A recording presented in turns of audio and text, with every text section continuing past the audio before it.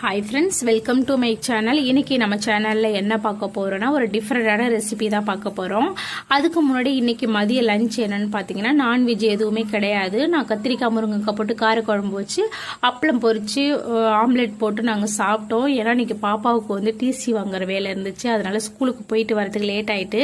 ஆனால் வீட்டில் வந்து விரால் மீன் இருந்துச்சு. இது வந்து கிலோ 400 ரூபான்னு வாங்கிட்டு வந்திருந்தாங்க. 2 மீன் சமைச்சாச்சு, மீதி 2 மீன் இருந்துச்சு. சரி நாளைக்கு சண்டேயாக சமைச்சிக்கலாம் அப்படின்னு விட்டாச்சு.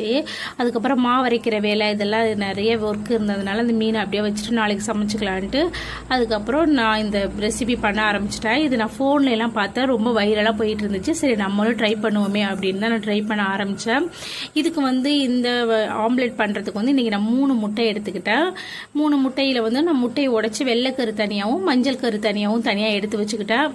அதுக்கப்புறம் வெள்ளைக்கருவை நல்லா ஃபீட் பண்ணி எடுத்துக்கிட்டேன் இந்த மாதிரி. ஆனால் வந்து நான் ஃபோனில் பார்க்கும்போது அவங்க வந்து விஸ்க் வச்சு தான் நல்லா வந்து ஃபீட் பண்ணாங்க. என்கிட்ட விஸ்க் இல்லாததுனால நான் பீட்டர் வச்சு கேக் பீட்டர் வச்சு இந்த மாதிரி நல்லா ஃபீட் பண்ணி எடுத்துக்கிட்டா. பாருங்கள், நான் ஒரு 2 நிமிஷம் தான் நல்லா ஃபீட் பண்ணேன். நல்லா சோப்பு நுர மாதிரி நல்லா பொங்கி வந்துருச்சு. அதுக்கப்புறம் நான் வந்து மஞ்சள் கரு இருந்துச்சு, அந்த மஞ்சள் கருவை வந்து நான் பீட்டர் வச்சு ஃபீட் பண்ணேன். அது கொஞ்சமாக இருந்தனால எங்கள் பதில் தெறிக்க ஆரம்பிச்சிருச்சு.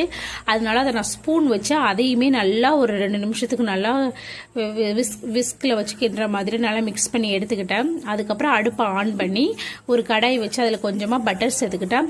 பட்டர் நல்லா உருகுனதும் நம்ம எடுத்து வச்சிருக்கிற மஞ்சள் கருவை அதுக்குள்ளே போட்டு நான் 2 பக்கமும் வேக வச்சு எடுத்துக்கிட்டேன். மஞ்சள் கரு நல்லா வெந்த பிறகு அது கூடவே நான் வந்து பீட் பண்ணி வச்சுருக்கேன் அந்த வெள்ளை கருவை அது மேலே போட்டுட்டேன். போட்டு கொஞ்சமாக மிளகுத்தூள், கொஞ்சமாக உப்பு, அப்புறம் சில்லி ஃப்ளக்ஸ் இதெல்லாம் போட்டு ஒரு 2 நிமிஷத்துக்கு நல்லா மூடி போட்டு வேக வச்சு எடுத்துக்கிறேன்.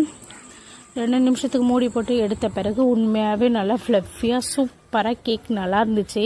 பார்க்கவே நல்லா சாஃப்டாக அழகாக வந்துருந்துச்சு. அதுக்கப்புறம் ஒரு பிளேட்டுக்கு மாற்றி எடுத்தேன். டேஸ்ட் பார்க்கலாம் அப்படின்ட்டு கேக்கு எப்படி நம்ம வெட்டுவோமோ அதே மாதிரி தான் வெட்டினேன். அதே மாதிரி வெட்டி எடுத்து சூப்பராக நல்லா சாஃப்டாக இருந்துச்சு. சாப்பிடவும் நல்லா சூப்பராக இருந்துச்சு. கண்டிப்பாக வீட்டில் ட்ரை பண்ணி பாருங்கள்.